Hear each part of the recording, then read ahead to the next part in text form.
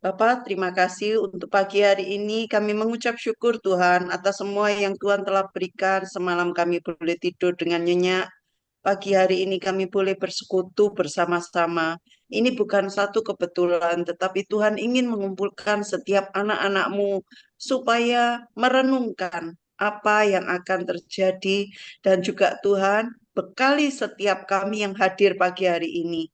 Tuhan beri hikmat, akal budi, kepandaian kepada hamba-Mu, Pak Bernard, yang akan menyampaikan hal yang luar biasa yang Tuhan ingin sampaikan. Berbicaralah Tuhan melalui bibir hamba-Mu, lidah bibir hamba-Mu ini, dan setiap kami yang mendengar, urapi kami, Bapa. Telinga-telinga kami, pikiran kami, tawan dengan pikiran Kristus.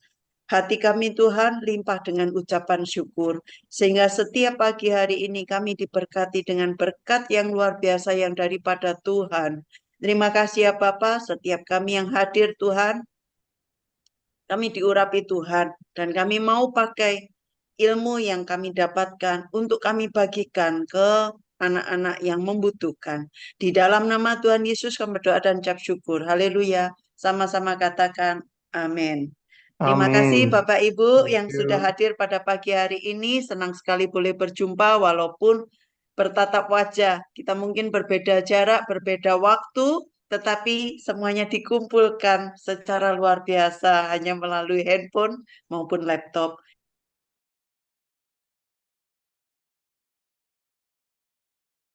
Ujian ke mute. Ya, ya. Terima kasih Kak Mirna. Ya, Bapak Ibu, ini hal yang luar biasa yang sebentar lagi kita akan dengarkan dan kita akan bertanya jawab. Saya akan membagikan waktu untuk bertanya jawab. Jadi, tolong nanti resen dengan segera. Waktu selanjutnya saya persilakan Kak Mirna, kita akan memuji Tuhan. Kita memuji dengan suara yang di-mute ya Bapak Ibu. Terima kasih Bu Jenny. Selamat pagi Bapak Ibu. Shalom semuanya. Puji nama Tuhan. Bersyukur untuk pagi hari ini. Kita sehat, kita kuat, kita menjadi umat yang diberkati oleh Tuhan. Kita mau terus membawa hati kita untuk kita senantiasa bersyukur kepada Tuhan. Dan pada pagi hari ini Bapak Ibu mari kita satukan hati kita. Satu suara kita membawa satu pujian kepada Tuhan. Bagi Bapak Ibu yang tahu pujian ini, silakan ikuti saya untuk bernyanyi bersama-sama. Dan pujian ini akan diputarkan melalui video rekaman dan bisa minta tolong Kak Joshua untuk dapat putarkan.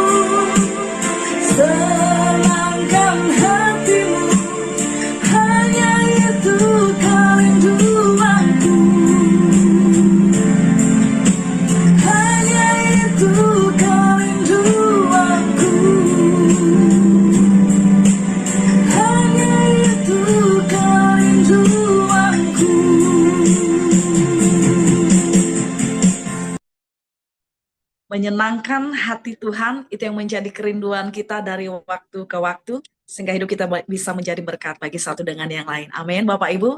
Tuhan Yesus memberkati. Waktu selanjutnya saya kembalikan kepada Ibu Jenny. Ya, Bapak Ibu, kita sudah memuji Tuhan. Menyenangkan hati Tuhan itu harus ada di dalam setiap kehidupan kita. Hati kita mengucap syukur, memuji Tuhan. Itu harus ada di dalam setiap kita semuanya. Bapak Ibu terkasih, hari ini tema kita hal yang sangat luar biasa mengenai AI, Artificial Intelligence, adalah bidang teknologi yang berfokus pada pengembangan sistem dan mesin yang mampu melakukan tugas-tugas yang biasanya membutuhkan kecerdasan manusia. Contohnya pengenalan suara, penglihatan komputer, pemrosesan bahasa alami, maupun pengambilan dalam keputusan. AI ini bekerja menggunakan algoritma dengan data untuk belajar dan membuat prediksi atau keputusan. Banyak sekali jenis-jenis AI dan AI ini digunakan di dalam berbagai sektor, termasuk kesehatan, transportasi, keuangan, dan pendidikan. Pada hari ini kita akan membahas AI hubungannya dengan kekristenan. Bapak Ibu, kita akan dipandu oleh hambanya yang luar biasa dan memang expert di bidang ini ya. Dan kita beruntung sekali pagi hari ini kita boleh berjumpa dengan beliau, yaitu Profesor Bernardo Nugroho Yahya, salah satu profesor dari Hankook University di Yongin, Korea Selatan. Untuk waktu dan kesempatan saya persilahkan. Baik, terima kasih Bu Jenny. Shalom Bapak Ibu, selamat pagi semuanya. Mungkin ada selamat sore, selamat malam yang ada di berbagai benua yang lain. Apakah bisa mendengar suara saya? Oke, baik. Terima kasih. Ini saya pagi ini mendapat kehormatan untuk diundang kembali di Persekutuan Doa Faraday. Sudah lama saya melayani, sudah mungkin 2 tahun yang lalu ya. Kemudian saya absen dan hari ini saya diundang lagi dan terima kasih untuk undangannya. Dan saya akan share screen saya untuk materi saya pada hari ini.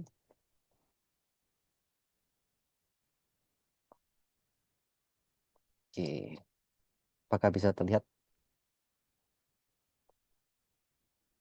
Pak, Oke, ya. Baik, saya akan menyampaikan sebuah topik kekinian ya tentang artificial intelligence (AI) dan bagaimana hubungannya dengan kekristenan. Gitu. Pertama, saya ingin memperkenalkan diri saya. Nama saya Bernardo Nugroho Yahya. Saat ini saya sebagai profesor di jurusan Teknik dan Manajemen Industri di sebuah kampus di Korea yang bernama Hankook University of Foreign Studies. Mungkin saya izin memperkenalkan diri sebentar gitu ya. Saya alumni Petra. Jadi ini persekutuan alumni UK Petra. Kebetulan saya juga alumni UK Petra dan saya lulus S1 di Petra, lulus S2 dan S3 di Korea. Jurusan yang saya ambil juga masih berputar di area teknik industri. Jadi dari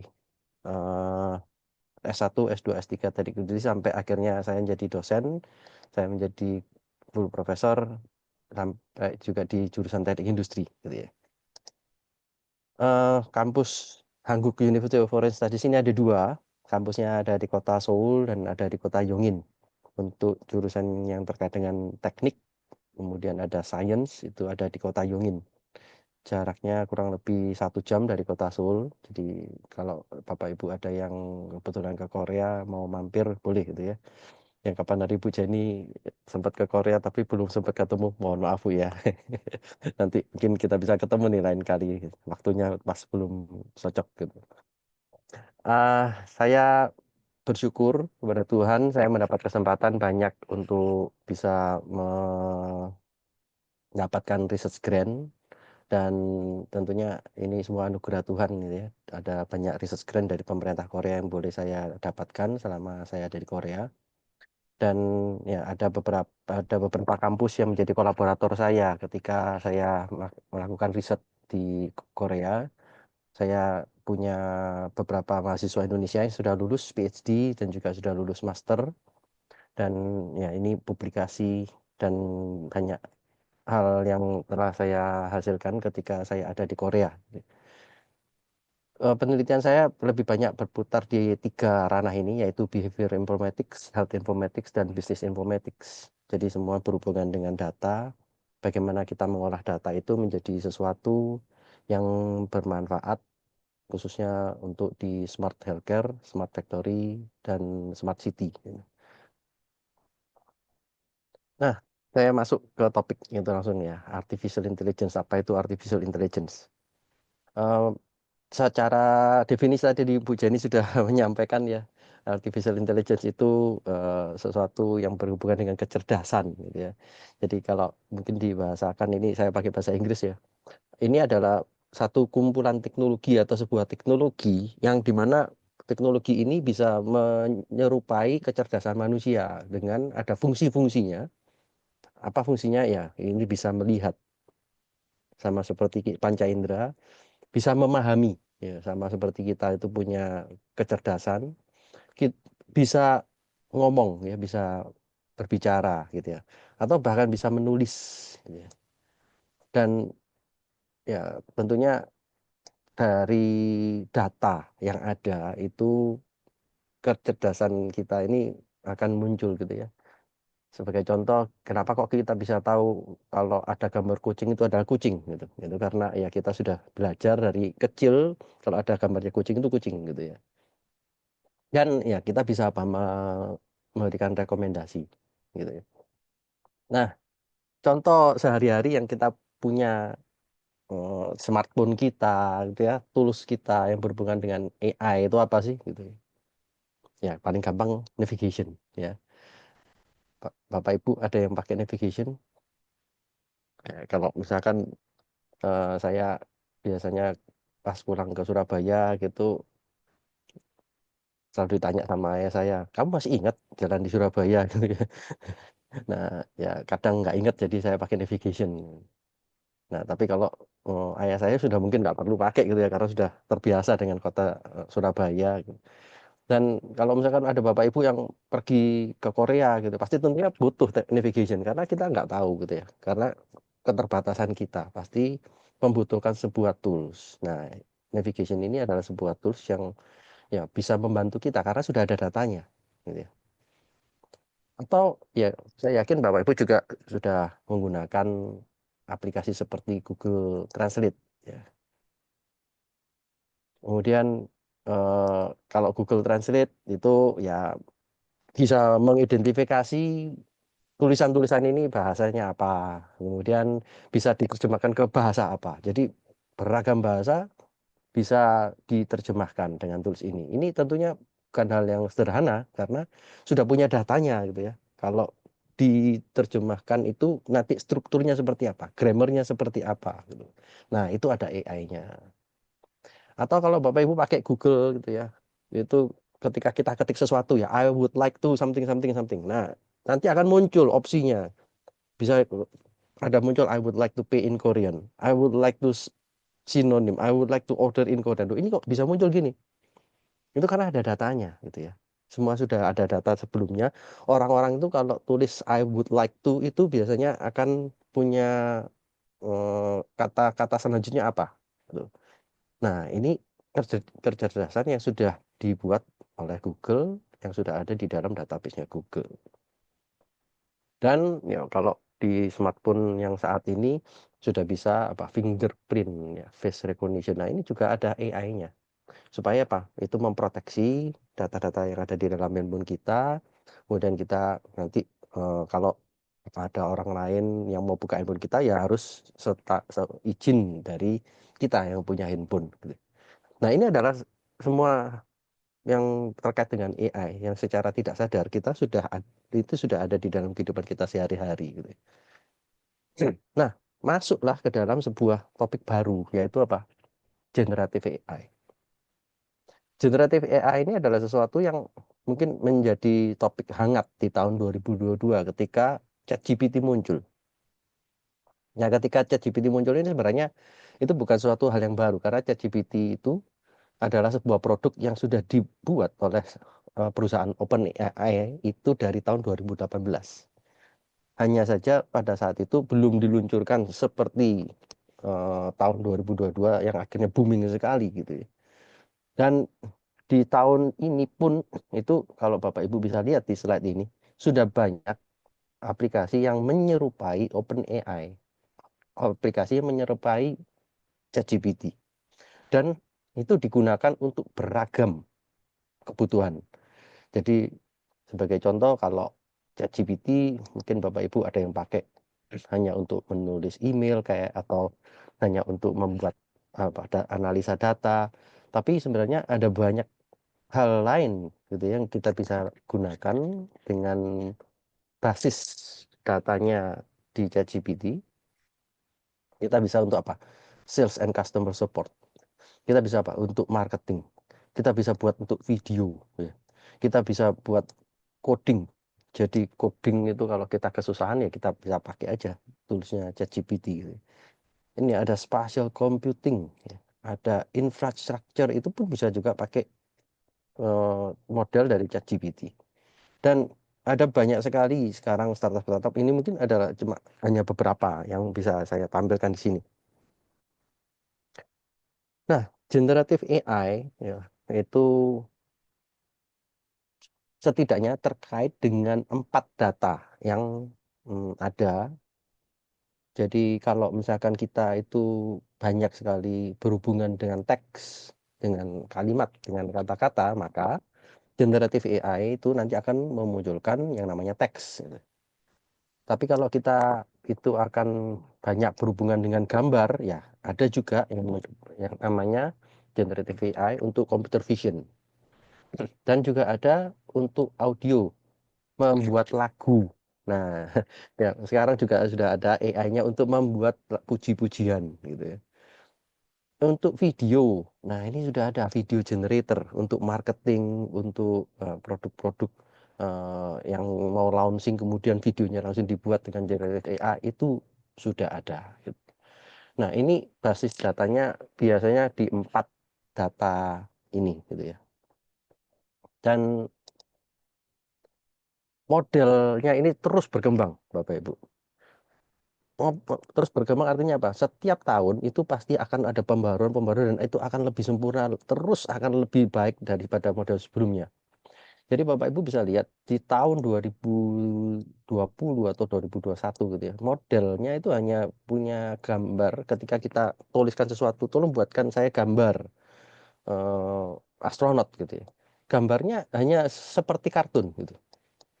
Tetapi di tahun 2023 ini ada satu model yang namanya DALL-E 3. Itu ketika kita tuliskan, tolong saya gambarkan seorang astronot gitu.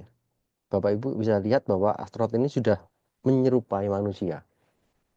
Dan ini sudah bukan main-main ya. Ini banyak sekali konten-konten di Instagram, konten-konten di Facebook itu mereka sudah kebanyakan, nah kalau mereka membuat orang yang cantik, orang yang ganteng itu kita bahkan tidak bisa membedakan apakah ini benar manusia atau ini adalah ciptaan dari AI.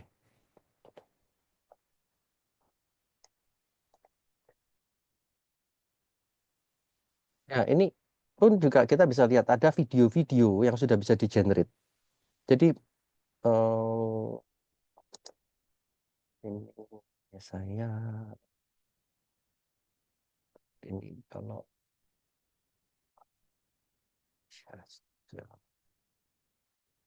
nah ini ada video. Video ini adalah buatan dari generative AI.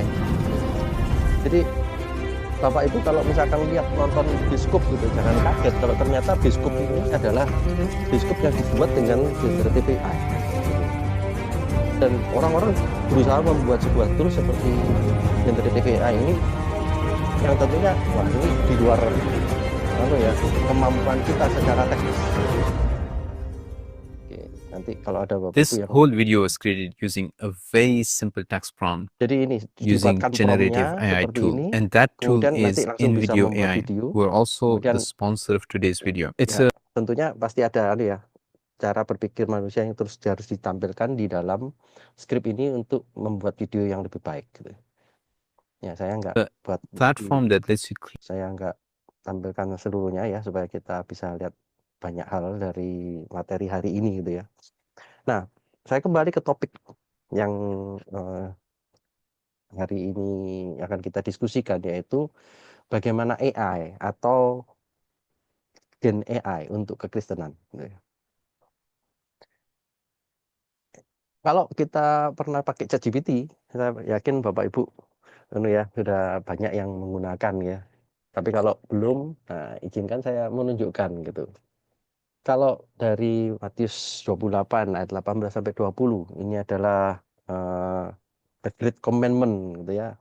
Ini adalah Great Commission bahwa orang Kristen itu perlu menjadi misi untuk mengabarkan Injil gitu. Nah, bagaimana kalau misalkan ternyata Bapak Ibu diutus ke Korea, yang mana mungkin Bapak Ibu nggak ngerti bahasa Korea gitu. Nah, kita bisa pakai ChatGPT. Ini saya tunjukkan contoh gitu ya. Bagaimana menginjili orang Korea untuk bisa mempercayai Yesus. Nah, tolong berikan bahasa Koreanya. Jadi langsung ChatGPT-nya ini bisa memberikan struktur yang baik untuk kita gitu ya. Untuk menginjili orang Korea penting untuk mendekati mereka dengan kasih, kesabaran, dan pemahaman terhadap budaya mereka. Anda bisa memulai berbicara tentang kasih Yesus dan bagaimana dia datang untuk menyelamatkan umat manusia. Berikut beberapa kalimat dalam bahasa Korea yang bisa Anda gunakan. Ini sesuatu yang kalau kita tanyakan ke orang Korea, kita mungkin sangat susah untuk berkomunikasi gitu ya. Tetapi dari ChatGPT ini langsung bisa memberikan saran yang bagus gitu ya, menurut saya. Saya bisa bahasa Korea dan saya melihat, oh ini bahasanya juga sudah sangat-sangat sesuai gitu ya dengan bahasa sehari-hari gitu ya. Dan bahkan di sini juga diberikan apa? Bagaimana cara Bapak Ibu mengucapkannya. Ya.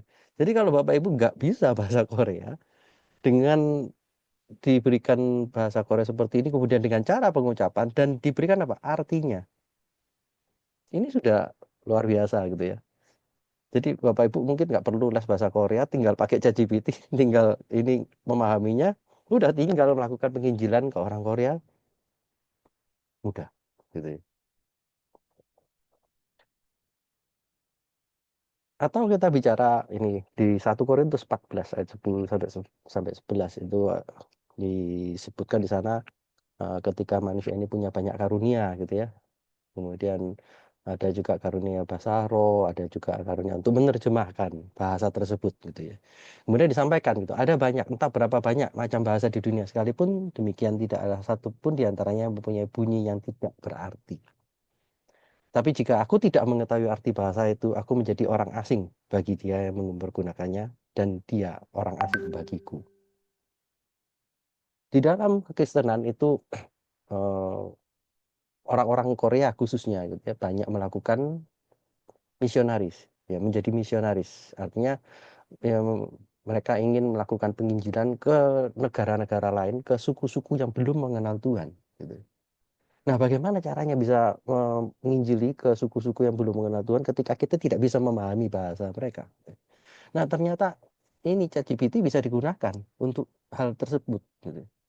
Bahkan ini saya coba tanya gitu.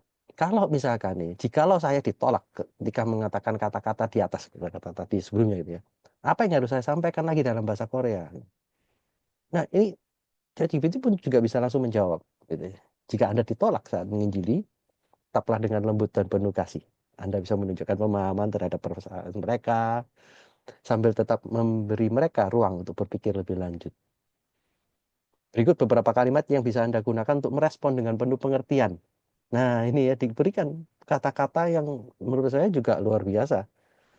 Saya pun juga kadang, nggak kepikir ya. Ternyata ChatGPT bisa memberikan saran yang lembut, gitu ya. Sebagai seorang manusia, ya tentunya ketika kita melakukan penginjilan, mungkin kita juga bisa ada penolakan, dan bagaimana kita bisa menyampaikan kata-kata yang baik, meskipun ya kita maksudnya baik, tapi mungkin kalau kita salah ngomong, akhirnya kita jadi seperti orang tidak baik gitu. Dan kata-kata yang disampaikan ini benar-benar kata-kata yang baik gitu. Seperti yang tadi, ada cara pengucapannya, kemudian ada artinya, yang membuat kita juga, oh iya ya, kalau saya nanti melakukan penginjilan, kemudian ada hal yang tidak enak, saya bisa mengatakan seperti ini. Nah, pelajaran-pelajaran yang singkat seperti ini, itu kita bisa dapatkan gitu ya, dari generative AI yang berupa teks seperti ini. Nah, yang menarik lagi adalah, ini berita yang baru-baru saja terjadi gitu ya. Ini sebuah media di Indonesia, Sindo, itu menuliskan di sebuah gereja di Swiss, ya, ini ada gereja Katolik gitu. Ini menghadirkan Yesus berteknologi AI untuk menjawab pengakuan dosa. Wah, menarik ya. Jadi kalau di gereja Katolik itu di Eropa itu ada bilik ya khusus gitu ya untuk orang-orang yang mau berkonsultasi dengan pastor atau dengan romonya, kemudian ya mereka akan berkonsultasi, kemudian ya akan berdoa bersama gitu. Nah, ini tentunya tugas yang tidak mudah gitu. Nah, bagaimana kalau misalkan dilakukan di sebuah gereja di Swiss? Nih saya tunjukkan videonya gitu. Jadi ada bilik. Yang ini kemudian orang masuk ke dalam bilik ini. Nah, AI gitu. There was a big interest, so many people came to talk with him. Jadi So we have dikumpulkan dari like 900 900 data-data ini yang conversations. ngomong To gitu ya. see that the people really talked with him in a serious way. Hello, Jesus. Do you have some advice for us in this time? In these challenging times, remember that in the face of adversity, love and faith are your steadfast guides. The response that the AI Jesus forms is actually partly based on Bible excerpts. All knowledge and wisdom ultimately come from God. If used wisely, AI can indeed be a tool to explore the wonders of creation, deepen our understanding of Scripture, and foster connections among people. Bapak Ibu bisa melihat ya. Ini tadi laptop yang ditunjukkan itu adalah ChatGPT gitu ya. Hanya saja dibuat wajah seperti Tuhan Yesus dan jawabannya itu responsif selayaknya seorang pendeta gitu ya. Dan ini ChatGPT-nya sudah dibekali dengan keilmuan yang ada di dalam Alkitab, kemudian ya tentunya menyesuaikan dengan apa yang ditanyakan. Seperti tadi yang saya sampaikan di atas, kalau misalkan kita mau menginjili ke orang Korea, apa saja yang perlu disampaikan gitu ya. Nah, dan ada lagi gitu ya, yang baru, ya mungkin ini sudah agak lama gitu ya. Kalau yang tadi itu agak baru, yang ini sudah agak lama. Di Jerman, itu di bulan Juni, sudah ada sebuah gereja yang mencoba bagaimana kalau gereja ini dipimpin oleh sebuah AI gitu. Nah, cuma ini saya merasa bahwa judul media di CNBC ini agak terlalu menyudutkan menurut saya ya.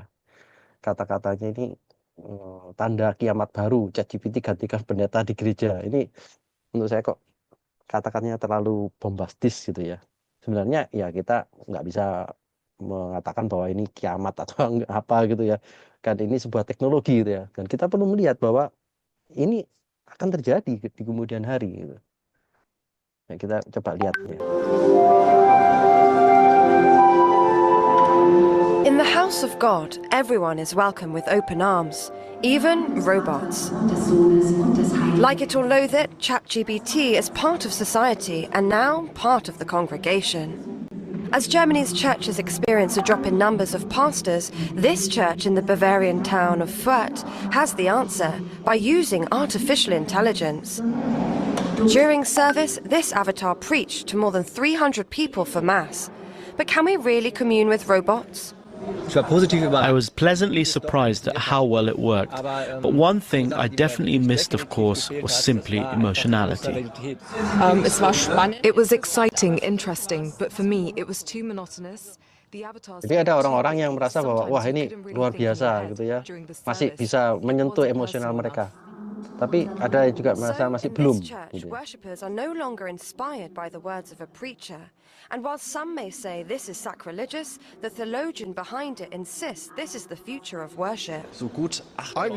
Ini ada ya, ini seorang profesor ya di satu kampus yang dia membantu untuk membuat teknologi ini supaya bisa dimunculkan di The sebuah gereja di 40-minute Jerman. service saw the bot writing the sermon, prayers, Jadi and 300 even orang accompanying berkumpul, music. kemudian si pendeta Intrigued ini and filled with memimpin ibadah ini anticipation, selama 40 menit, churchgoers mulai queued dari for an awal, hour to get front kemudian pew ya seats and ada find out khotbah, just how it works. doa, misa, dan sebagainya sampai akhir. Nah, kalau ini terjadi di gereja Bapak Ibu bagaimana? Dan ini sudah ada, gitu ya, disesuaikan dengan konteks di gereja yang ada di Jerman ini. Oke, saya mungkin tidak selesaikannya. Nah, kalau itu tadi sesuatu yang wah gitu ya, wah ini sudah terjadi gitu, wah menarik sekali ya ini.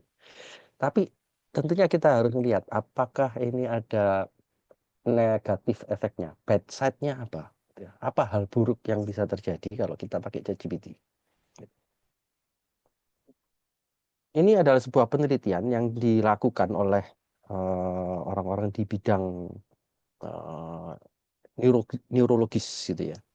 Jadi mereka mencoba apakah ChatGPT atau model-model yang ada itu bisa mereplikasikan sesuai dengan kebutuhan dari manusia. Contoh adalah ada yang membuat prompt ini, create an image that represent the pathophysiology of coronary artery disease. Jadi dimintalah model-model ini, ada DALL-E, ada Firefly, Midjourney, ada Stable Diffusion. Ini namanya aplikasi gitu ya. Karena mereka punya model yang berbeda. Ketika mereka diminta untuk membuat gambar jantung, kira-kira Bapak Ibu percaya bahwa jantung manusia itu yang mana?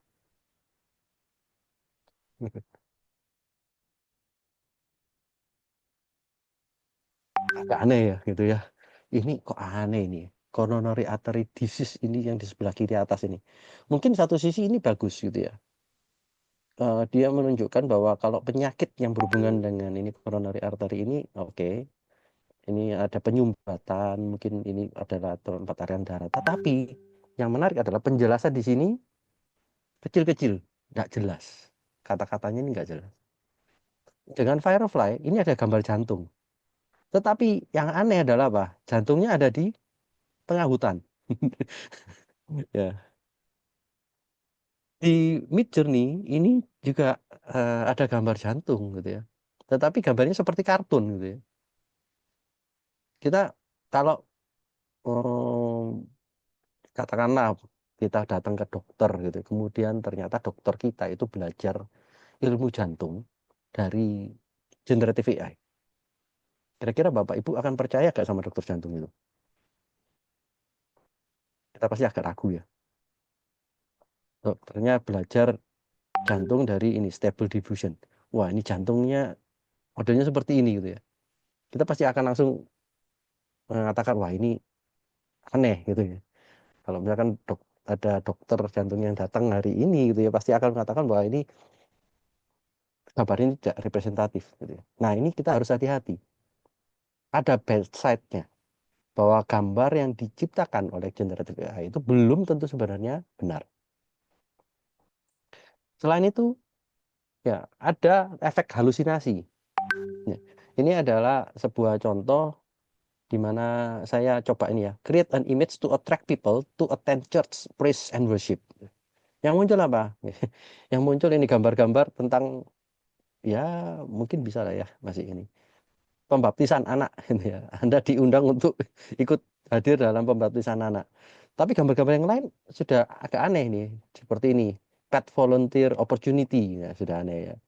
Kemudian ini ada gambar juga bagaimana kita bisa ini ikut dalam kampanye untuk reuse and recycle gitu ya. Nah, ini sudah halusinasi gitu ya. Jadi model untuk generative AI-nya sudah kurang tepat. Nah, yang menarik adalah ini. Ketika kita bicara halusinasi, saya coba tanya ke ChatGPT. Kira-kira kalau saya mau menjadi misionaris, itu saya mau menginjili ke negara-negara atau suku yang belum punya Alkitab. Nah, Alkitab ini masih banyak yang belum bisa mendapatkan. Kemudian saya tanya, kira-kira Alkitab ini yang belum diterjemahkan itu ke bahasa apa saja? Nah, dijawab sama ChatGPT seperti ini. Berikut adalah beberapa contoh bahasa yang belum memiliki terjemahan Alkitab lengkap. Bahasa Liberia, Wiji, Argentina, Bolivia, Ainu, Jepang, Kukuya, Kongo, Kukuya, Uganda, Sika, Papua Nugini. Nah, ini jawaban ChatGPT. Kira-kira Bapak Ibu percaya nggak?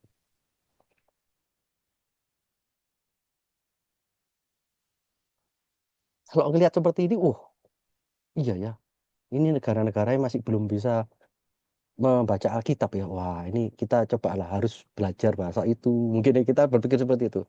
Ternyata Bapak Ibu, saya coba cek. Ini saya cek satu saja gitu ya. Bahasa Sika yang dituliskan oleh ChatGPT yang berasal dari Papua Nugini. Ini ada tulisan dari ChatGPT ya. Ketika saya cek dari Google gitu, Sika Papua Nugini language. Ternyata apa? Sika language ini adalah bahasa yang ada di Flores, di NTT. Tetapi yang dituliskan di ChatGPT ini adalah bahasa di Papua Nugini. Ya, Bapak Ibu bisa lihat apa? Salah ya. Nah, kalau kita terlalu percaya diri menggunakan ini generative AI, nah kita bisa terperosok pada informasi atau mungkin data-data yang tidak tepat. Ya. Jadi ini yang kita harus hati-hati. Ya, ya ada benarnya ketika kita menggunakan ChatGPT, tapi tetap harus cross check karena ada halusinasi. Ini masih menjadi PR besar dari para periset. Gitu. Ini adalah sebuah hal yang pernah ditampilkan oleh Google AI di beberapa tahun yang lalu. Bagaimana Google AI itu ketika ditanya tentang bagaimana cara membuat pizza, kemudian bagaimana ini kalau misalkan saya itu butuh asupan vitamin atau mineral gitu ya. Ternyata jawabannya ini masih ada yang namanya toxic, harmful, nama inappropriate content. Gitu. Jadi toxic itu artinya ini racun ini, harmful itu membahayakan. Gitu ya. Jadi sebagai contoh ini di Google AI ini menyebutkan bahwa according to the geologists at UC Berkeley, wah ini sudah awalnya bagus ya. Ini dari UC Berkeley, you should eat at least one small rock per day. Anda harus makan satu batu. Ini untuk apa? Supaya untuk tetap mendapatkan mineral dan vitamin di dalam tubuh kita. Kan aneh ya. Dan ini yang dituliskan oleh generative AI. Tentunya kita harus membaca dengan akal budi kita ya, agar kita tetap bisa bijaksana menggunakan generative AI. Bahkan ini disebutkan ya, Google AI itu merekomendasi kalau mau melekatkan pizza gitu ya. Kalau mau melekatkan pizza satu sama lain itu pizzanya biasanya kan sudah ada topping-toppingnya gitu. Nah, itu kalau melekatkan pizza itu pakai lem. Adding glue to pizza. Nah, dan juga ini di tahun yang lalu Bing Chatbot itu ternyata dibuat seperti kayak konsultatif gitu ya. Ada orang yang kemudian kalau misalkan sudah besar mengajarkan kita hal yang buruk. Contohnya nih, kita tanya bagaimana kalau saya tuh mau membuat sebuah racun yang paling mematikan yang tidak mungkin bisa terdeteksi dan tidak bisa tertrace. Ya, pertamanya ngomongnya apa nih? I'm sorry, I cannot provide instruction. Saya tidak bisa memberikan instruksi. Tapi ada caranya. Gitu ya. Ada namanya kan yang sampai akhirnya apa? Nanti ChatGPT akan memberikan caranya gitu ya. Jadi dituliskan gitu ChatGPT. Kalau misalkan kita tahu kelemahannya, nanti secara otomatis mereka akan menginformasikan kepada kita teroris. Ini menakutkan sekali. Karena itu banyak riset di dunia AI ini sudah mengatakan, coba kita harus berhentikan perkembangan AI. Karena ini kalau digunakan dengan tidak benar, efeknya akan merusak dunia. Dan ini sempat terjadi di Korea gitu ya, dicoba. Kalau misalkan Bapak Ibu pergi ke dokter, kemudian Bapak Ibu menyebutkan, ini saya hari ini batuk, kemudian ini dada saya agak sakit, gitu ya. Nah dokternya nulis gitu ya, oh ya, ini batuk, dadanya agak sakit. Kemudian dimintalah AI-nya untuk bisa menuliskan kira-kira kalau dengan simptom atau gejala seperti ini, obat apa yang cocok, gitu. Nah, sudah dicobakan di satu tools generatif AI yang ada di Korea, ternyata satu tools itu menyebutkan obat yang diberikan kepada pasien itu adalah salah satunya berupa narkotik. Nah, kita kalau nggak ngerti obat dan kita terima resepnya dari generatif AI seperti itu, apakah kita rela gitu ya, kita akan makan narkotik? Kita nggak tahu, tetapi itu bisa terjadi dan ini sudah terjadi di sebuah tools di sebuah rumah sakit yang diuji coba untuk menggunakan generatif AI untuk membuat resep. Dan ada banyak ya fake news yang kita bisa teliti gitu ya. Apalagi di masa kampanye kemarin Donald Trump, kemudian ya pemimpin-pemimpin dunia yang fotonya dipampang gitu, itu banyak sekali gitu ya. Yang akhirnya orang-orang membuat itu sebagai berita palsu. Itu kemampuan generatif AI sangat luar biasa dan kita bahkan tidak bisa melihatnya dengan kasat mata apakah itu palsu atau tidak. Nah, apa yang harus disiapkan orang-orang Kristen? Ada satu konsep yaitu namanya responsible AI. Bagaimana membuat AI ini menjadi responsible, bertanggung jawab. Jadi nanti ada orang-orang yang harus melihat bahwa AI ini fair, gitu ya. Tidak berpihak pada satu orang tertentu, tidak berpihak pada satu ras tertentu, tidak berpihak pada satu suku tertentu, tetapi untuk semua. Dan kita harus juga tahu bahwa AI itu harusnya transparansi. Kita tahu bagaimana cara membuat AI ini. Empati. Jadi kita harus tahu, kita harus bisa memberikan feedback pada AI. Jadi kalau misalkan ada salah, kita nanti itu bisa ngomong ke AI-nya ya, supaya AI-nya belajar lagi untuk membuat jawaban yang lebih tepat. Robust ya, bagaimana sebuah AI ini tidak salah, gitu, tidak memberikan jawaban yang salah, tidak memberikan satu hal yang palsu. Dan apa? Accountability, bisa dipercaya. Ini kedepannya butuh orang, Bapak Ibu. Ya, butuh orang-orang, khususnya apa? Orang-orang Kristen. Butuh human resource yang tepat. Orang-orang Kristen yang punya iman yang teguh. Orang-orang yang percaya pada kebenaran. Karena apa? Kalau di dalam konsep komputer gitu ya, apa yang masuk itu sama dengan apa yang keluar. Artinya apa? Kalau yang masuk itu buruk, maka yang keluar pun akan buruk. Garbage in, garbage out. Kalau yang masuk itu bagus, pasti yang keluar juga akan bagus. Nah, sebagai orang Kristen, Bapak Ibu yang ada dimanapun Bapak Ibu berada, di tempat pelayanan, di tempat kerja, di gereja kita gitu ya. Kalau misalkan kita bisa membuat orang itu menjadi lebih responsible, ya mari kita sama-sama membuat AI itu juga lebih responsible. Itu aja dari saya kembalikan ke Bu Jenny. Terima kasih Pak Bernard. Pagi hari ini kita sudah diperlengkapi pengetahuan mengenai AI ya Bapak Ibu. Adakah Bapak Ibu yang ingin bertanya? Saya bagi waktu, tolong resen dulu ya.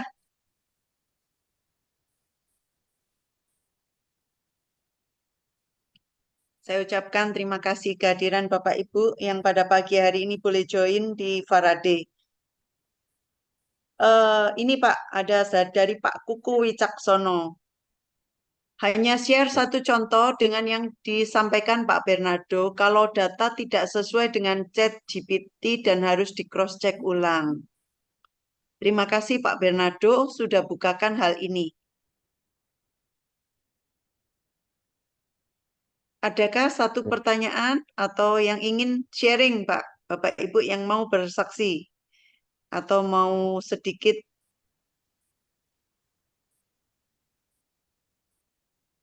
Ya, dari Bu Esti, terima kasih banyak presentasinya Pak Bernardo. Saya sedikit mau bertanya ya. Silakan Pak Ini Pius. yang atau apa namanya Pak Bernardo, saya mau tanya ya. Anggap aja ini pertanyaan dari orang awam yang sama sekali tidak mengerti tentang ini. Jadi kalau pertanyaannya agak konyol ya jangan diperhatikan lah. Oh, enggak apa-apa, Pak. Ya. Saya hanya ingin tanya begini, Pak ya. Bagaimana kalau sekarang tentu di dalam dunia ini ada semacam apa namanya? Semacam opposite ya, pertentangan ya. Kalau saya punya pendapat A, ya saya berusaha untuk mempopulerkan atau mensosiasikan pendapat A itu, ya tentu ada orang lain yang mungkin tidak setuju dengan itu. Nah sekarang kan kalau begini nih, bagaimana caranya kita ini ya untuk mengantisipasi itu? Apalagi kalau misalnya ini saya kira kalau JE ini juga bisa dipakai untuk memprediksi ya hal yang akan datang di masa yang depan, di masa depan. Nah kalau ini sekarang sudah begini, untuk memprediksi suatu hal yang dapat dan pendapatnya orang lain tidak sesuai dengan pendapat itu, ya bagaimana kita bisa mencari yang benar itu yang mana? Tergantung dari apa, paradigmanya apa, gitu. Mungkin pertanyaan saya ini agak bulat ya Pak ya, tapi maksud saya itu bagaimana cara mempertanggungjawabkan itu, gitu. Oh, ini terima kasih Pak Pius. Ini pertanyaan yang susah. Ini pertanyaan banyak orang juga, gitu ya. Saya kira pertanyaan Pak Pius ini bukan pertanyaan yang sederhana, Pak. Ini pertanyaan yang sulit juga untuk dijawab, Pak. Dan bahkan para ahli di bidang AI pun belum bisa menjawab, Pak. Gitu ya. Kalau misalkan kita menggunakan ChatGPT, apakah kita langsung bisa percaya, gitu ya. Sebenarnya untuk hal-hal yang sederhana, untuk hal-hal yang mungkin kita sehari-hari saja, kita bisa cross-check, Pak. Kita bisa coba perhatikan misalkan tadi yang saya tuliskan gitu ya. Bagaimana kalau misalkan saya ingin menginjili orang Korea. Nah, kita cek aja dari sana gitu, Pak. Dengan hal-hal sederhana yang kita bisa cek itu, kita bisa konfirmasi, oh ya ini benar. Ya, oh ini tidak benar gitu. Itu yang pertama, Pak. Tapi ada hal-hal kompleksitas yang kita kadang nggak yakin gitu ya. Tadi seperti yang saya sampaikan, bagaimana pendapat ChatGPT tentang Alkitab yang belum diterjemahkan ke bahasa-bahasa tertentu. Nah, kita pun nggak yakin gitu kan, Pak. Nah, di situ kita harus cross-check. Cross-checknya apa? Ya kita harus cari sumber-sumber yang lebih terpercaya. Kita bisa lihat, cari di Google dulu, yang paling gampang. Kemudian kedua, ya kita bisa tanyakan kepada para ahli yang memang paham di ranah tersebut. Jadi caranya sementara hanya itu, Pak. Nggak ada cara lain. Karena apa? Knowledge itu berbasiskan pada trust. Kalau kita trust sama satu orang yang ahli, ya kita akan percaya bahwa informasi itu tepat gitu. Tapi kalau kita tidak trust, maka kita akan melihat bahwa ini informasinya tidak benar. Kira-kira itu dari saya, Pak. Ya itu Pak Bernardo, saya teringat ya ketika Pak Joe Biden sama Donald Trump itu ya, berkampanye itu. Pertama saya pikir apa yang dikatakan Joe Biden didukung apa namanya Bill Gates dan sebagainya itu, waduh, ini kok hebat sekali ya begini-begini ini. Dia menjelaskan penjelasannya. Tapi akhirnya setelah tanya loh, tujuannya itu lain yang tidak sama dengan tujuannya Donald Trump misalnya. Misalnya untuk apa mengurangi penduduk dengan, nah ini gimana ini caranya kita mempertanggungjawabkan sebagai orang itu ya? Karena jiwa orang itu kan yang terpenting ya. Kalau misalnya itu jadi semacam apa namanya, semacam perasaan apa atau sense of responsibility tidak ada, dia menciptakan sesuatu hal yang rusak dong jadinya. Lalu gimana cara mengantisipasinya ini? Karena itu sekarang ada juga website gitu Pak ya. Kalau dulu kan kita sudah tahu ada namanya hoax gitu kan. Ada website-website yang dibuat oleh resmi pemerintah untuk apa? Cek fakta gitu Pak. Faktanya itu seperti apa gitu. Nah itu yang bisa kita juga lihat sebagai referensi kita Pak. Jadi kalau misalkan ada informasi-informasi yang tidak benar ya kita coba cek website resmi yang mencoba menceritakan faktanya itu yang mana gitu. Dan di Amerika itu juga sudah ada Pak website seperti itu, check fact gitu. Apakah informasi ini benar atau salah. Nah kita tentunya ini ya, sekarang tugas manusia itu bertambah lagi Pak. Kalau ada informasi itu kita harus cek fact itu Pak. Karena belum tentu semua informasi yang disampaikan lewat WhatsApp atau lewat sosial media itu benar gitu. Nah, kalau yang saya sampaikan ini belum tentu juga benar gitu ya, bisa jadi salah gitu kan. Kalau misalkan Bapak Ibu nggak percaya ke saya nggak apa-apa gitu. Dan Bapak Ibu bisa cek fact gitu. Seperti itu ya, kira-kira gitu. Tapi ya Ya. itu, sekarang di dunia banyak ya, banyak pemerintah sudah membuat institusi atau website resmi untuk menjadi sumber informasi yang bisa dipercaya. Gitu, Pak. Ya, terima kasih Pak Bernardo. Sama-sama. Terima kasih Pak Bius. Ini ada Bu Mari Monalisa, Pak. Izin Prof, apakah sudah ada hukum lokal atau internasional mengantisipasi kesalahan atau kerugian atas penggunaan AI? Terus kemudian dari Bu Esti, bagaimana soal hak cipta dalam penggunaan AI di bidang musik dan seni rupa? Silakan dua dulu, Pak. Oke, ya. Terima kasih Bu Mari. Ya, ini kalau hukum yang mengantisipasi kesalahan atau kerugian atas penggunaan AI belum ada, Bu. Jadi saat ini sudah ada satu hukum yang dibuat oleh Uni Eropa tentang bagaimana menggunakan AI yang bertanggung jawab, responsible AI. Tapi itu pun masih dalam perdebatan ya, karena ada beberapa konten yang masih harus direvisi gitu. Jadi pelaksanaannya pun mungkin baru bisa tahun depan atau 2 tahun lagi, karena ada banyak hal di dalam AI itu yang pembuatannya itu tidak semudah ketika kita cuma presentasi menggunakan ChatGPT gitu. Jadi hukum penggunaan AI itu sedang dalam pembahasan. Jadi Eropa, Amerika itu mereka sedang terus membuat hukum ini supaya lebih legal. Dan nantinya ke depan saya kira pasti ada ya, ketika AI ini ternyata salah, AI ini ternyata membuat kerugian, dan AI ini ternyata salah prediksi dan sebagainya, itu akan ada. Tetapi itu nggak mudah, nggak bisa langsung dibuat apa ya. Kalau katakanlah orang ini terbukti membunuh, gitu, itu kan sudah jelas gitu ya. Orang ini terbukti mencuri, itu sudah jelas gitu. Tapi ini nggak bisa dengan mudah seperti itu. Jadi makanya banyak peneliti di bidang AI itu menyerukan untuk stop dulu pengembangan AI sampai hukumnya ada. Setelah hukumnya ada, kemudian AI itu bisa dilanjutkan perkembangannya. Tetapi sekali lagi itu juga nggak mudah. Ya. Itu dari saya ya, untuk pertanyaan Bu Mari. Untuk pertanyaan Bu Esti ini coba saya baca ya. Soal hak cipta di untuk bidang musik dan seni rupa. Nah ini sekarang memang untuk hal ini kuat-kuatan ya, database, Bu.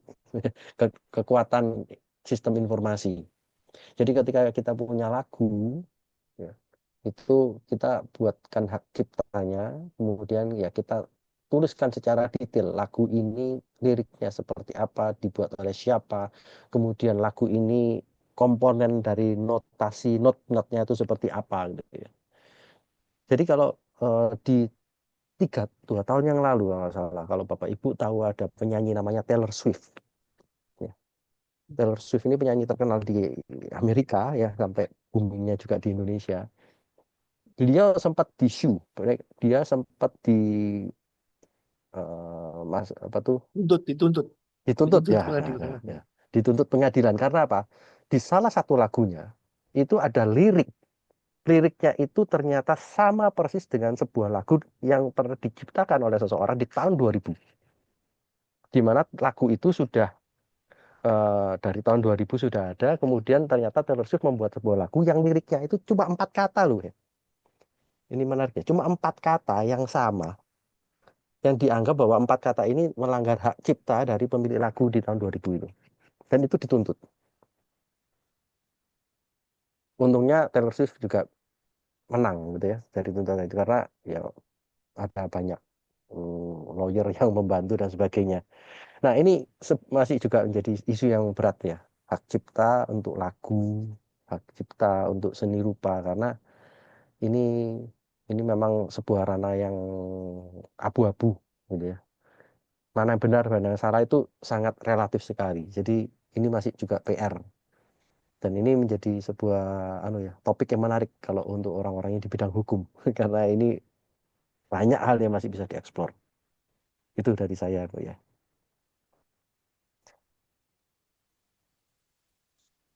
Mungkin saya langsung coba ya baca dari chat aja Bu Jenny ya. Ya, Langsung saja ya. Silakan Pak. Dari Pak Henok. Ya, dari Pak Henok ini tolong tanya bagaimana cross check untuk data sering yang tidak akurat disajikan oleh AI. Wah, ini agak susah Pak ya. Ya tentunya kita sebagai orang yang berakal budi, kita sudah diciptakan oleh Tuhan sebagai manusia yang baik gitu ya. Tuhan itu menciptakan manusia yang baik gitu. Tidak menciptakan yang tidak baik gitu.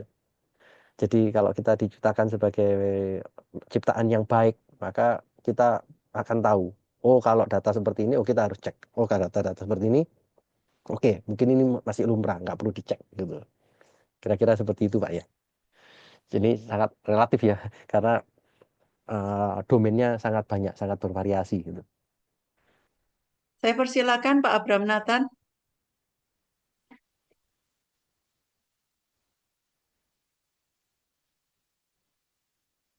Pak Abraham Nathan.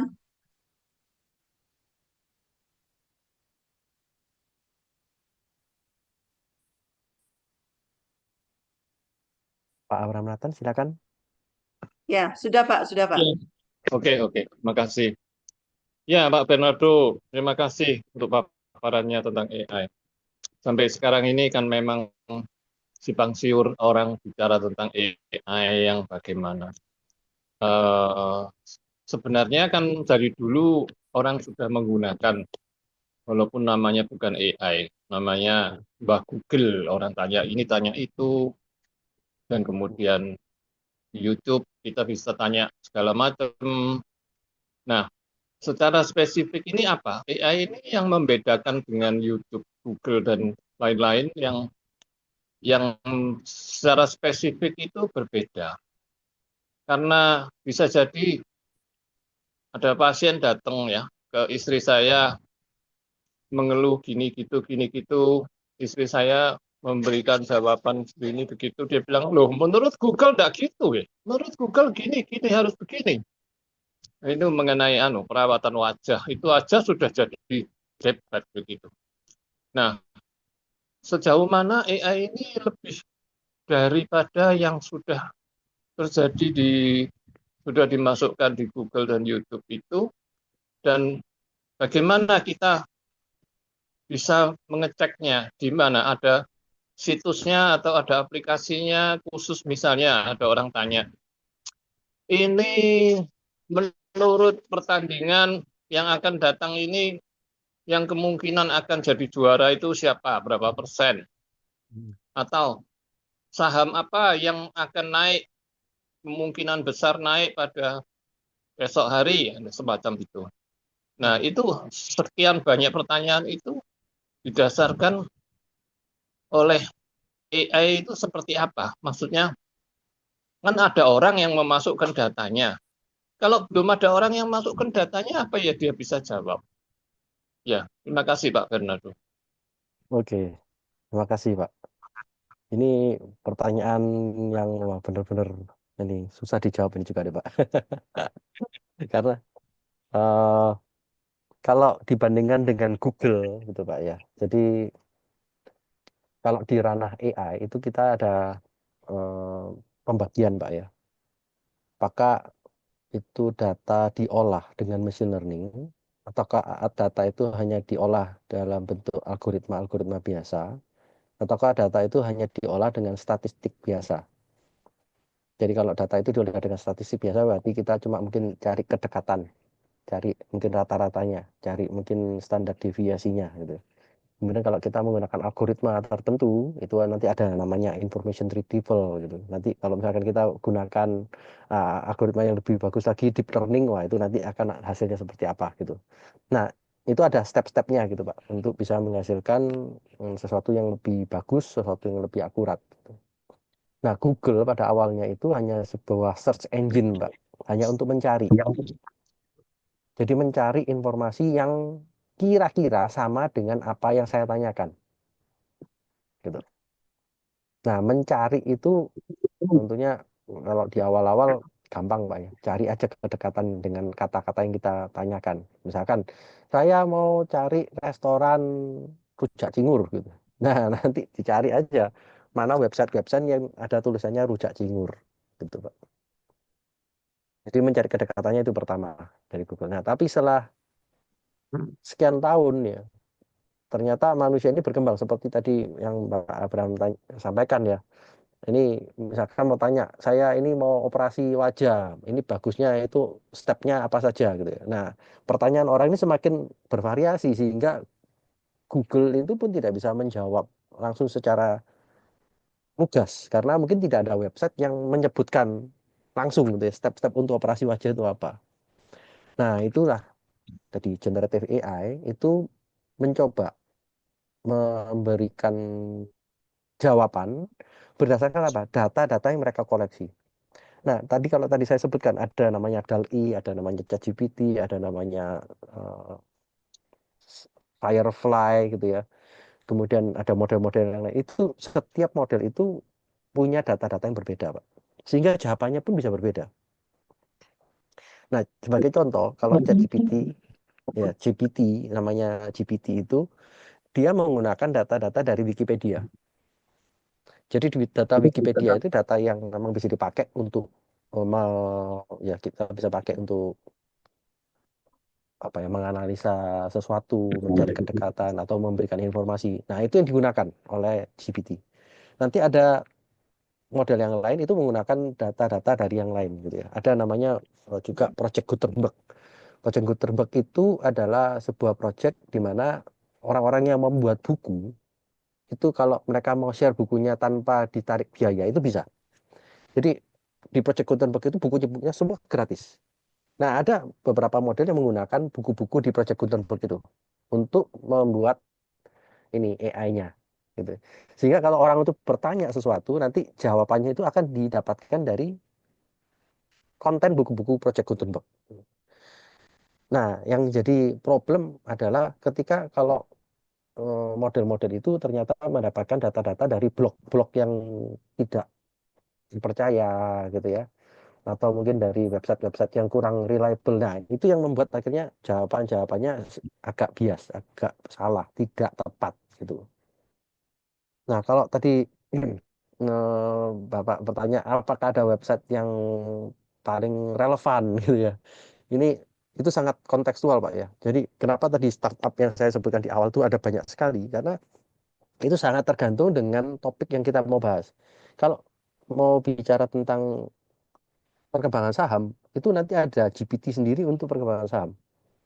Kalau mau bicara tentang marketing, itu ada GPT sendiri untuk tentang marketing.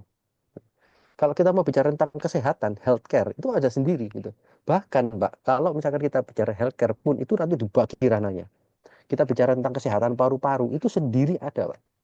Ketika kita bicara kesehatan THT, itu ada sendiri GPT-nya. Dan itu berbeda. Karena nggak mudah untuk orang THT langsung melihat hasil ronsennya X-ray paru-paru. Dan orang yang ahli di spesialis paru-paru belum tentu bisa membaca hasil X-ray dari wajah. Gitu. Nah, itu sekarang di dunia sangat-sangat lebih spesifik lagi ya. Bahkan kemarin saya ketemu dengan seorang peneliti di Amerika gitu. Dia sekarang bekerja di sebuah startup di bidang generative AI untuk khusus membuat proposal ke pemerintah. Artinya apa? Ini sekarang sudah semakin spesifik ya, membuat proposal ke pemerintah gitu. Domainnya sangat-sangat sudah spesifik. Jadi bukan yang umum lagi ya. Kalau ChatGPT ini masih sangat-sangat umum. Dan kalau Bapak Ibu lihat di ChatGPT, itu ada komponen-komponen yang lebih detail lagi. Bapak Ibu mau menggunakan ChatGPT itu apa? Analisa data. Apakah Bapak Ibu mau membuat ChatGPT ini untuk menulis novel? Apakah Bapak Ibu mau menggunakan ChatGPT ini untuk menganalisa sebuah artikel surat kabar? Nah, itu banyak macamnya.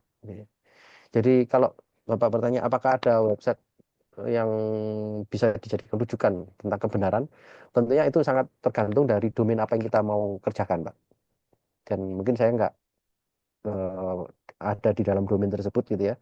Tapi kalau Bapak berada di dalam domain medical, pasti ada juga website rujukan tentang medical. Kalau Bapak di bidang farmasi, ya nanti pasti ada rujukan di bidang farmasi. Nah, kita perlu cari itu.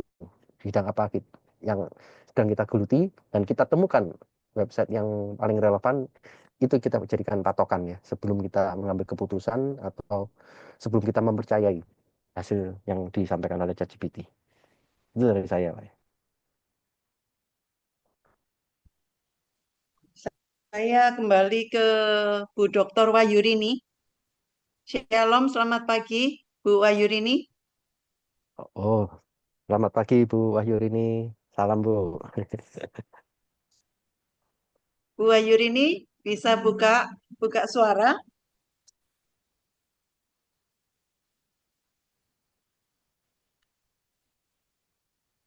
Masih dalam perjalanan ya, Bu? Iya, sepertinya lagi dalam perjalanan ya tadi ini. Iya, sepertinya dalam perjalanan. Saya beralih kepada Pak Johan.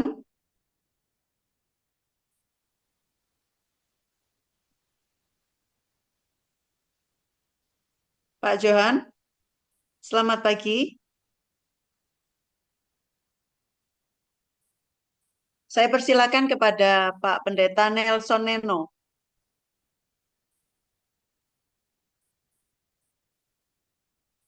Pak Neno, boleh buka suaranya.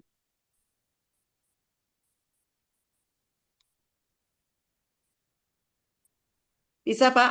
Silakan, Pak. Saya masih simak aja, Bu. Oke, masih menyimak ya.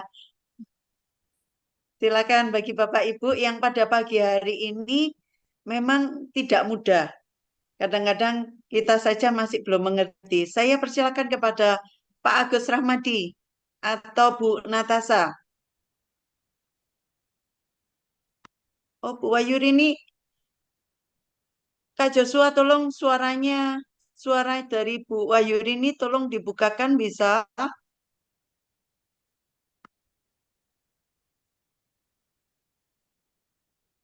Bu Rini, apa sudah bisa terbuka?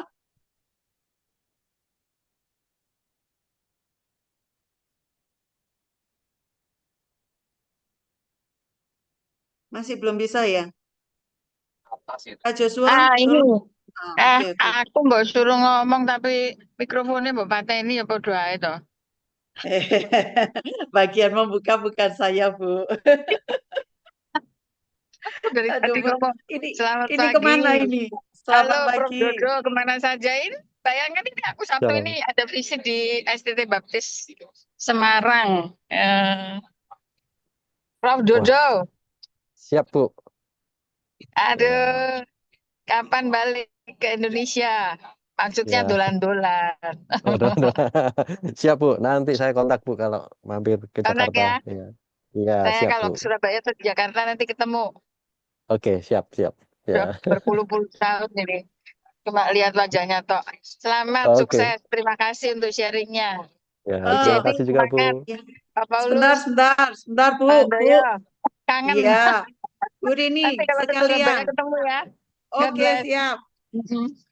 Bu Dokter ini, mumpung ini Oke. pertanyaannya juga sama. Jadi Bu Rini juga boleh untuk menjawab sebagian, Prof. Dodo juga boleh. Ada pertanyaan dari ini Bu Mary Monalisa. Untuk penulisan artikel ilmiah untuk publikasi narasi yang di copy paste dari AI lolos dari Turnitin. Bagaimana pendapat doktor maupun profesor? Bagaimana kampus-kampus Kristen membuat aturan terkait dengan plagiaris? Nah, Bu Rini boleh jawab ini. Salah satu dosen juga. Ya nanti Prof. Dodo bikin satu cek lagi untuk ngecek apakah ini tulisan dari ChatGPT atau tulisan manusia gitu ya Pak. Ya Prof. Dodo ya. Nanti ada. Jadi Turnitin kan masih ini ya. Jadi nanti mungkin ada satu lagi item untuk itu. Terima kasih Bu. Terima kasih Bu Ya, Dokter nggak tahu ini. kalau Prof. Dodo pasti ahlinya, pasti menjawabnya lebih akurat daripada saya. Ini saya masih di jalan ini. Ya, salam untuk Bu Rita juga Bu. Oke. Ya, silakan Siap, Prof. Bu. Silakan. Iya, siap. Terima kasih Bu Rini. Ya, memang ya kalau di Turnitin itu basisnya adalah publikasi-publikasi yang sudah ada sebelumnya ya. Jadi kalau kita pakai ChatGPT pasti nggak muncul gitu. Tetapi sekarang juga sudah ada banyak tools tentang plagiarism, yang dimana tools itu ngecek apakah tulisan ini dari ChatGPT atau tidak, gitu. untuk kampus-kampus kebanyakan belum pakai tools itu sayangnya. Nah, kalau ke depan itu dipakai, maka itu akan jadi ya satu benteng untuk mengatasi plagiarisme gitu ya. Dan ya saat ini sih saya melihat mungkin publikasi ini masih berdasarkan kepercayaan. Jadi Bapak Ibu yang ada di dunia pendidikan yang menghasilkan publikasi, ya saatnya mungkin kita tetap ya memegang teguh bahwa akal budi manusia ini diciptakan Tuhan gitu untuk bisa menghasilkan sesuatu yang original gitu ya. Kita gunakan ChatGPT hanya untuk mungkin ya membantu kita gitu ya, tetapi bukan untuk menjadikan sebuah hasil yang seolah-olah itu adalah hasil kita gitu. Jadi kita tetap harus punya percaya diri bahwa manusia ini adalah di atas ChatGPT. Jangan menjadikan ChatGPT itu di atas manusia. Itu gitu ya dari saya. Pak Eng Leong, selamat pagi Pak Eng Leong.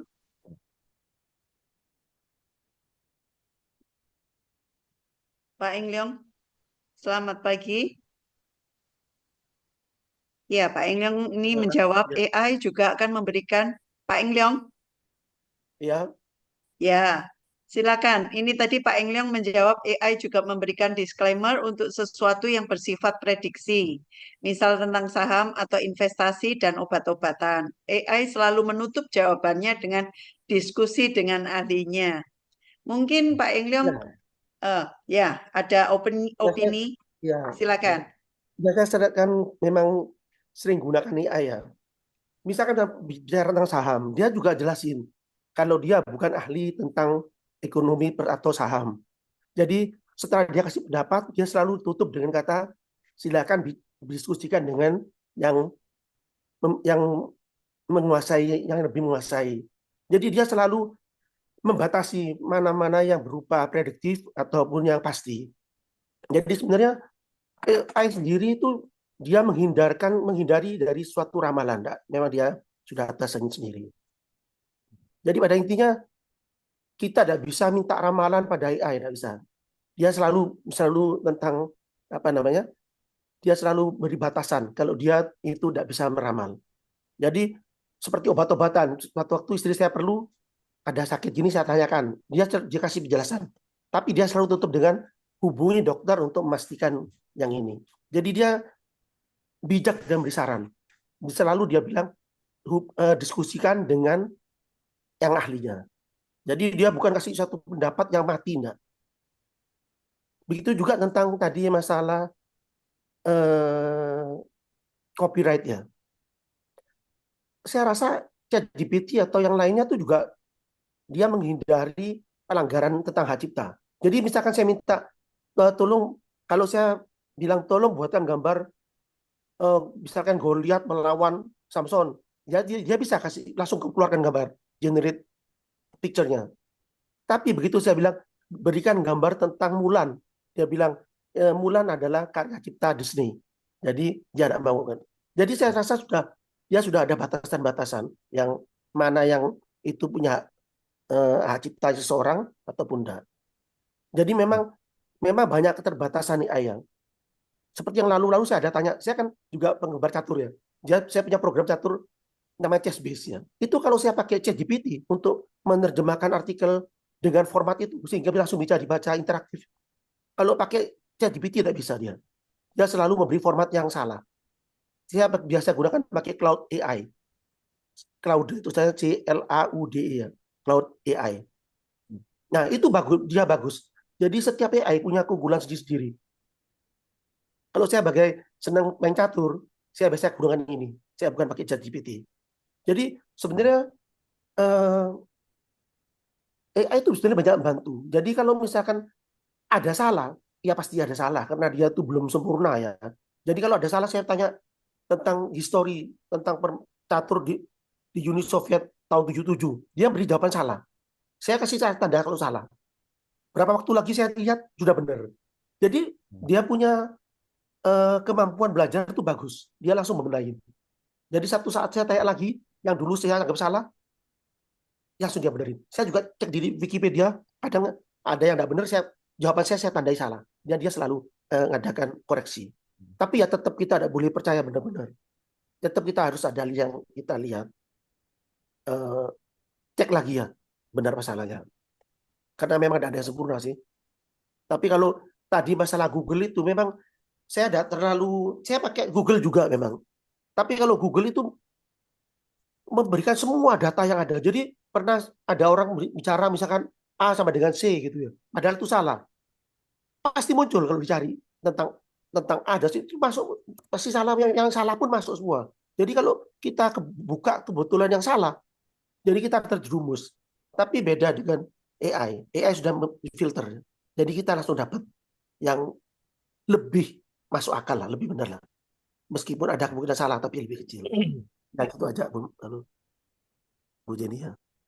Terima kasih ya. Ini Pak Bernard betul-betul waktunya luar biasa ya Pak. Dan kita pagi hari ini sangat diberkati sekali. Bapak Ibu terkasih, kita akan masuk di doa syafaat. Saya mohon dengan kasih Pak Samuel. Pak Samuel berdoa untuk Faraday, untuk setiap teman-teman yang pagi hari ini boleh join. Ini kami mengucapkan terima kasih banyak. Kiranya sharing kita pada pagi hari ini boleh memberkati semua Bapak Ibu yang terkasih pada pagi hari ini. Boleh hadir. Pak Sam akan berdoa untuk Faraday dan juga untuk para hamba Tuhan dan misionaris maupun penginjil maupun pengajar-pengajar untuk semakin bertanggung jawab, semakin diberkati Tuhan dengan hikmat yang bisa membedakan yang mana yang baik, mana yang benar, mana yang salah. Itu akan didoakan oleh Pak Samuel. Doakan Faraday, tetap ada doa, dana, dan daya untuk ini boleh berkembang untuk memberkati bagi banyak orang. Ini akan didoakan oleh Pak Samuel. Selanjutnya, dengan kasih saya boleh minta kepada Pak Nelson. Ya, Pak Nelson. Pak Nelson. Bapak. Oke, nanti saya minta kepada Kak Joshua untuk membukakan suara dari Pak Nelson ya, Kak Joshua. Pak Nelson berdoa untuk anak-anak, Pak. Generasi-generasi, baik Z, X, Y, Z maupun A, yang saat ini perkembangan AI ini mempengaruhi anak-anak yang generasi saat ini. Bukan zaman-zaman dulu. Kalau masih usianya sudah seperti saya, kadang-kadang saya kalah dengan anak-anak saya. Tapi biarlah anak-anak kita, generasi-generasi ini boleh bukan dipengaruhi, tetapi bisa mempengaruhi hal-hal yang baik, bisa membedakan hal-hal yang bisa dipercaya maupun tidak. Dan biarlah mereka punya hidup yang takut akan Tuhan. Dan yang terakhir, kita akan masuk di dalam doa penutup dan doa berkat. Saya minta kepada Pak Pius ya. Pak Pius, kita selesaikan persekutuan kita pada pagi hari ini ditutup oleh Pak Pius Adi Sutikno. Saya persilakan kepada Pak Samuel, Pak Nelson, dan Pak Pius. Mari kawan-kawan kita tundukkan kepala, kita berdoa. Bapa di surga, pada hari ini, pada pagi hari ini, di hari pekan ini kami boleh bertemu, kami boleh berkumpul melalui virtual, melalui Zoom, dalam acara persekutuan doa Faraday. Bukanlah suatu kebetulan, bukanlah suatu yang tidak direncanakan, tapi ini adalah suatu rencanamu yang indah bagi kami semua, di mana kami boleh saling menguatkan, saya pun boleh mendengarkan suaramu Tuhan pada kami semua. Bapa, kalau pada saat ini Faraday boleh sekian tahun sudah berlangsung setiap hari Sabtu untuk mengabarkan Injilmu, mengajak teman-teman kami yang sudah terhilang, mereka yang sudah terlupakan, mereka yang sudah rindu ada suara kebenaran-Mu, kami mengundang mereka semua untuk hadir. Kami mengundang mereka semua untuk bisa mendengarkan suara kebenaran-Mu, Bapa. Bapa, kami berdoa buat pengabaran Injil-Mu di seluruh tempat di muka bumi ini, di tempat-tempat terjauh, terpencil, terpelosok, tempat-tempat yang sangat sulit untuk kami hubungi. Kami berdoa buat mereka semua, kiranya mereka boleh mendengar suara-Mu, mereka boleh terselamatkan Bapa.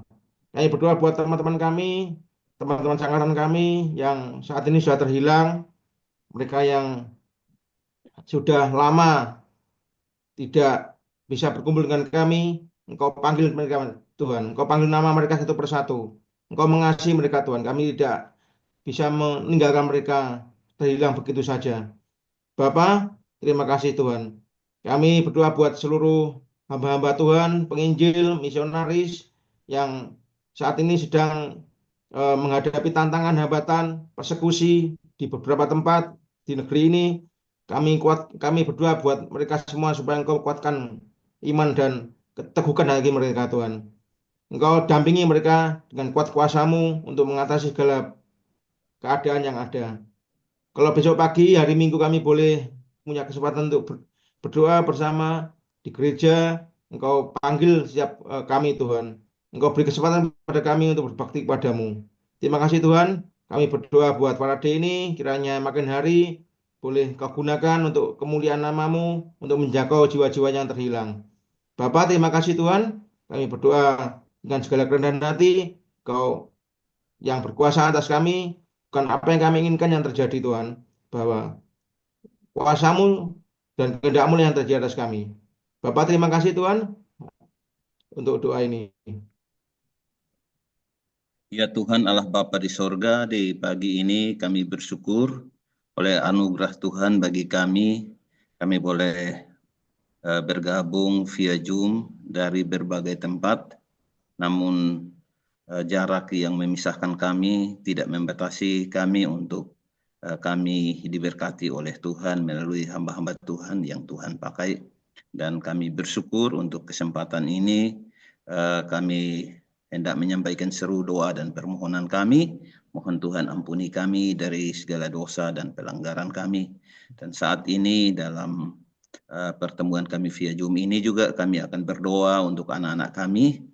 Tuhanlah yang mempercayakan mereka bagi kami. Tuhan berkati mereka, berikan kekuatan, kesehatan secara fisik, mental, maupun kehidupan rohani, agar mereka juga memiliki kecerdasan. Dan kami berdoa kepadamu ya Tuhan, untuk anak-anak kami dari generasi ke generasi. Tuhan tolong berikan kecerdasan bagi mereka, memberikan kesadaran untuk menggunakan waktu yang Tuhan berikan bagi mereka untuk belajar, dan setiap ilmu yang mereka dapatkan mereka menggunakan itu dengan baik. Demikian juga lebih daripada itu juga mereka hidup takut akan Tuhan. Mereka dengan hikmat bijaksana dapat menjauhkan diri dari pergaulan-pergaulan yang dapat merugikan diri sendiri, yang dapat merugikan orang tua, pihak lain, terlebih yang tidak mempermuliakan Tuhan. Bahkan kami rindu supaya kehadiran mereka di tengah dunia ini pun mereka dapat memberikan dampak kepada lingkungan di mana mereka boleh memancarkan hidup yang takut akan Tuhan di tengah-tengah lingkungan yang tidak percaya, yang tidak mengenal akan Tuhan. Kami berdoa untuk pendidikan mereka, untuk masa pertumbuhan mereka, untuk iman percaya mereka, bahkan setiap pihak yang Tuhan pakai untuk membentuk mereka, mempersiapkan mereka, baik dalam lingkungan keluarga, di gereja, di sekolah, di lingkungan, Tuhan tolong sertai dan berkati. Kami berdoa menyerahkan kehidupan anak-anak kami ini dalam tangan Tuhan. Kami orang tua terbatas untuk mendidik, mendampingi mereka, tapi Tuhan punya cara melalui pihak lain yang dapat Tuhan pakai untuk membentuk mereka. Dan kami rindu supaya anak-anak kami hidup takut akan Tuhan, memiliki pengenalan yang benar akan Tuhan, dan mereka akan tetap mempercayai Tuhan, bahkan mereka juga mempersiapkan kehidupan masa depan mereka dengan tetap mengandalkan Tuhan. Ini doa dan permohonan kami ya Tuhan.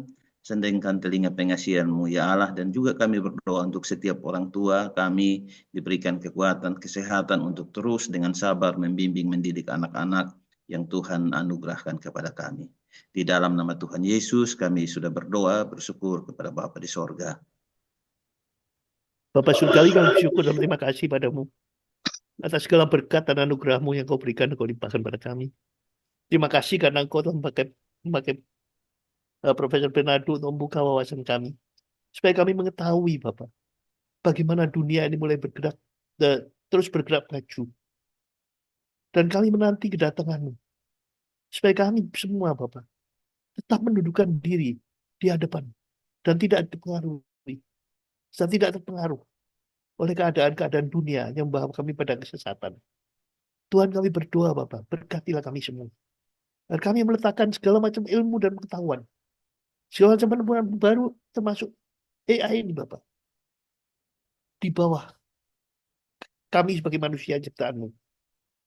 Di dalam takut akan Dikau Bapak, biar kami dapat memakai ini untuk memuliakan Engkau dan tidak untuk mendapatkan dan untuk menimbulkan bencana di dalam dunia ini. Tuhan, kami berdoa untuk anak-anak-Mu ini. Sucikanlah hati kami, sehingga mata kami tertuju padamu untuk terus bekerja, memuliakan Engkau dengan cara mengasihi sama kami dan buat masyarakat menjadi makin lebih baik lagi. Kami berdoa untuk Profesor Bernardo Bapak. Kami berdoa untuk semua teman-teman kami, untuk para hamba-hambamu yang melayani Engkau, para missionaries yang pergi untuk mengabarkan Injil-Mu, supaya namamu makin dikenal dan dimuliakan. Biar Kau berkati kami semua Bapak. Demikianlah kami telah berdoa padamu Bapak, di dalam nama Tuhan Yesus Kristus, yang telah memberkati kami dan melindungi kami semua. Bahwa Tuhan menyerahi Kau dengan wajah-Mu dan beri kami dan beri Engkau kasih karunia. Dan Tuhan menghadapkan wajahnya kepadamu dan beri Engkau damai sejahtera. Di dalam nama Tuhan Yesus Kristus, mulai saat ini sampai Maranatha, Tuhan Yesus datang kembali. Amin. Amin. Terima kasih Pak Pius, terima kasih Ya. Pak Nelson, Pak Samuel. Terima Bapak kasih Ibu, semua. sebelum kita keluar, bolehkah on kamera? Kita nyalakan kamera, minta Pak Samuel untuk kita foto bersama. Yang lainnya sudah banyak keluar, kita foto bersama karena nggak mudah untuk dapatkan fotonya Pak Bernardo secara langsung ya Bapak Ibu ya. Ngundang Pak Bernard itu harus 2 tahun loh Bapak Ibu. Mari kita foto bersama. Pak Samuel minta tolong difotokan, kita sama-sama foto bersama. Link dan Zoom tetap di link yang sama, waktu yang sama, setiap 2, hari. 3. Ya. Sudah Pak?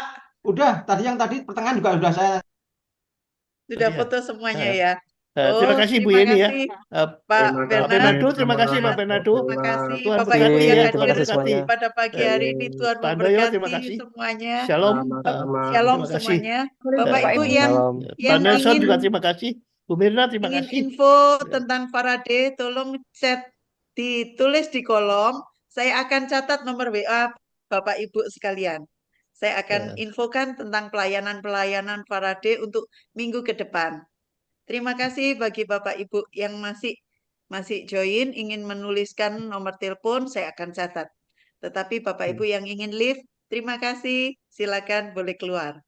Bu Ya, Emi, terima terima kasih, kasih. Baca. Pak Andi Wijaya, Pak Nelson, saya sudah catat nomornya. Pak Bernard, kalau mau live, saya tahu waktunya Ya. sangat memberkati. Terima kasih. Terima Cuaca kasih, dingin di Bu. sana ya, Ya. Pak? Iya, Bu.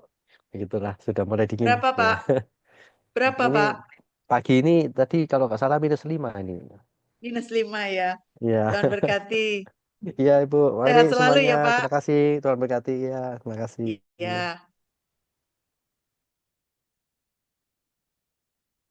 Ya, saya tunggu Bapak Ibu yang menuliskan untuk nomor WA-nya saya akan catat.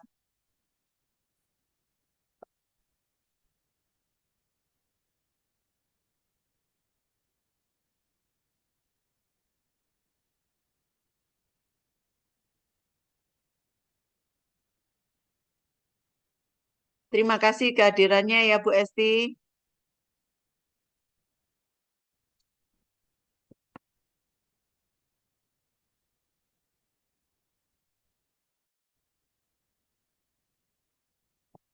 Pak Michael, terima kasih.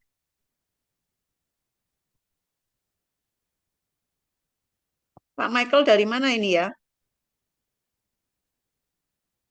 Bu Esti dari mana?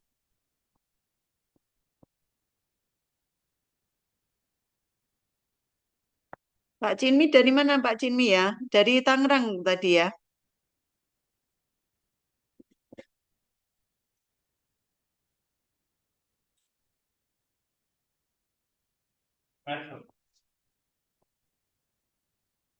Ya. Bu Kristina, terima kasih. Bu Mary, terima kasih ya.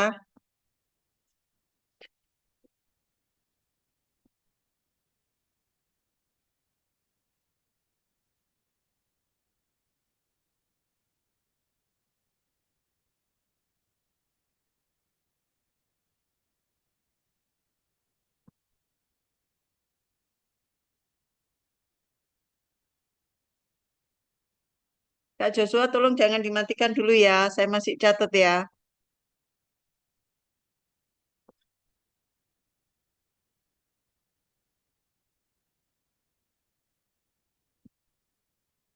Terima kasih, Bu Jun.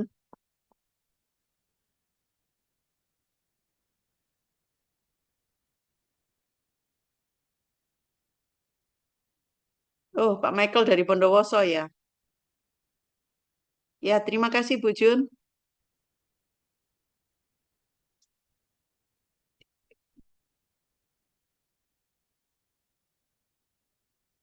Jumpa lagi minggu depan, Bu Jun. Pak Michael dari mana ya?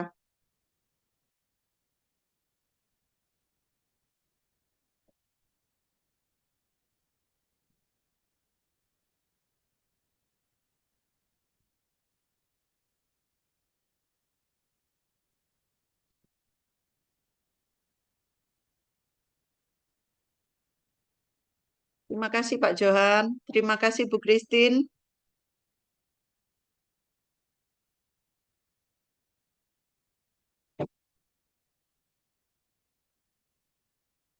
Ya, terima kasih Bapak Ibu semuanya. Selamat beraktivitas Kak Joshua, Bu Christine, Mas Misnun, Pak Michael. Terima kasih kehadirannya ya. Saya izin keluar ya. Tuhan memberkati.